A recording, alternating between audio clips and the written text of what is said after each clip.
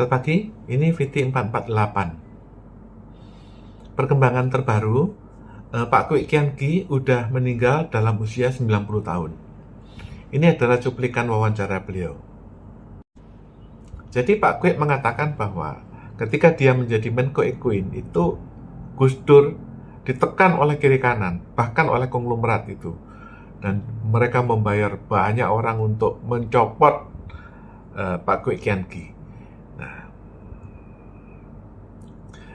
Buku saya yang terbaru adalah mengenai mafia Godfather Petroleum. Ini gambarnya. Nah, kalau dipikir-pikir, ya, ngapain saya bikin buku-buku? Seperti buku-buku lainnya ini adalah seperti ini videonya. Ada hal-hal lain yang Pak Kwik ingin ceritakan? Ya, mungkin. oleh karena saya ketika itu tidak tahan atas gempuran-gempuran dari para ekonom yang tergabung dengan apa yang terkenal dengan Berkeley Mafia. Jadi pada awalnya saya tidak tahu apa-apa, saya lugu-lugu saja, tetapi saya mulai merasa, loh, saya ini salah apa kok digempur terus? Digempur di media massa, diinikan, dan laginya tekanan. The Rotterdam Mafia. Bukan, Berkeley Mafia. Ya, Rotterdam Mafia dihantam oleh The Berkeley. Nah, ya, tapi Rotterdam Mafia tidak ada. Ya. Jadi waktu itu lalu ada Dewan Ekonomi Nasional yang mendudukin kepala saya. Dibentuk lagi tim asistensi yang attach pada Menko Ekuin mengawasi, loh ini apa-apaan gitu.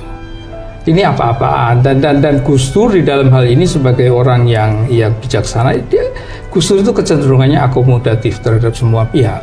Jadi lama-lama ya orang dikarakterisasi assassination, dan dua pihak, yang satu tentu tidak bisa dilupakan konglomerat yang mengumpulkan dana sangat besar untuk mengeluarkan saya dari kabinet.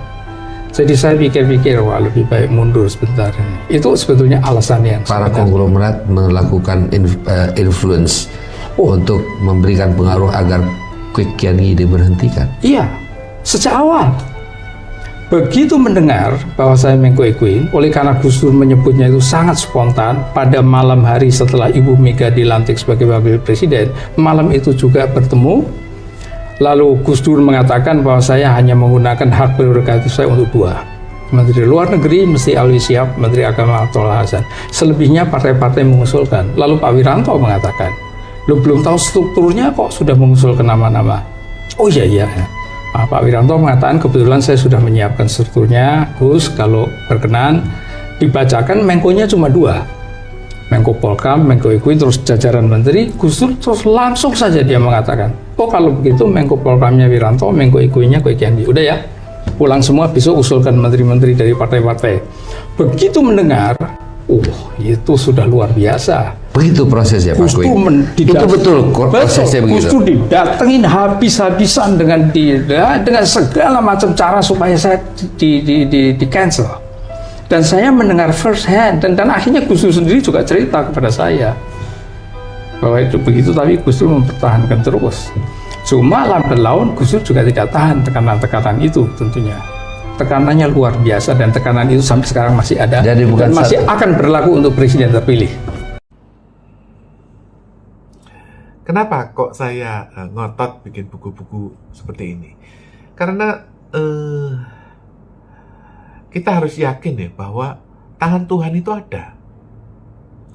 Dan ketika tangan Tuhan itu menolong kita ya, manusia ya, tentu ukurannya Tuhan itu kan pasti besar banget ya. Jadi sehingga seolah-olah seperti pagebluk gitu loh. Misalnya sampai Xi Jinping copot ya kan, sampai Mahathir juga stroke, SBY sakit, Jokowi juga sakit, melepuh kulitnya. Sampai sekarang juga nggak jelas, jalan aja susah. Nah, kenapa itu terjadi? Ya, itulah sifat Tuhan adalah Ratu Adil. Dengan demikian, keadilan ini harus terus dituntut gitu loh. Lupa Kun ngapain kok menuntut keadilan? Bapak nanti nggak bisa jadi menteri, nggak dapat jabatan. Ya, orang hidup banyak macam kok, nggak perlu harus jadi menteri kok gitu loh. Jadi artinya ya kita hidup biasa-biasa aja juga. Nggak perlu jabatan tinggi gitu loh. Ya, jabatan biasa aja sebagai manusia biasa pun sama gitu loh. Ya, saya udah bertemu dengan Pak Faisal Basri. Sama aja kok, kita sama. Beliau dosen, saya juga sama. Dosen, ya cuman saya Universitas TikTok Indonesia. UTI, Universitas TikTok Indonesia. Sama aja kok, kita guru. Hidupnya juga sederhana. Saya ketemu dengan Pak Faisal Basri juga, kita makan juga biasa aja, cuman makan rujak dan dawet. Penjelasan tentang buku Mafia Migas itu terakhir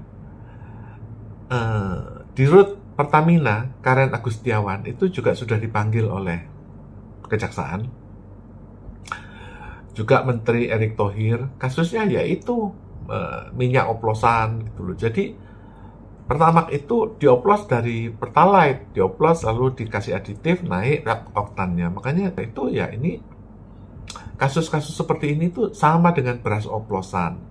Rakyat Indonesia itu membayar lebih mahal Rp5.000 untuk setiap kilo beras. Setiap hari itu mereka membayar upah dari para pengoplos beras gitu. Dan sama dengan minyak. Setiap hari kita membayar Rp5.000 kemahalan untuk membeli BBM yang Pertamax itu.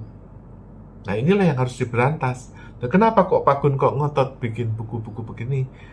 Lama-lama jaksa itu juga takut gitu loh, karena kalau misalnya nggak didukung oleh kekuatan-kekuatan kiri kanan gitu, tekanan masyarakat itu berat, dan itu sangat berperan dalam kegiatan Kejaksaan Agung.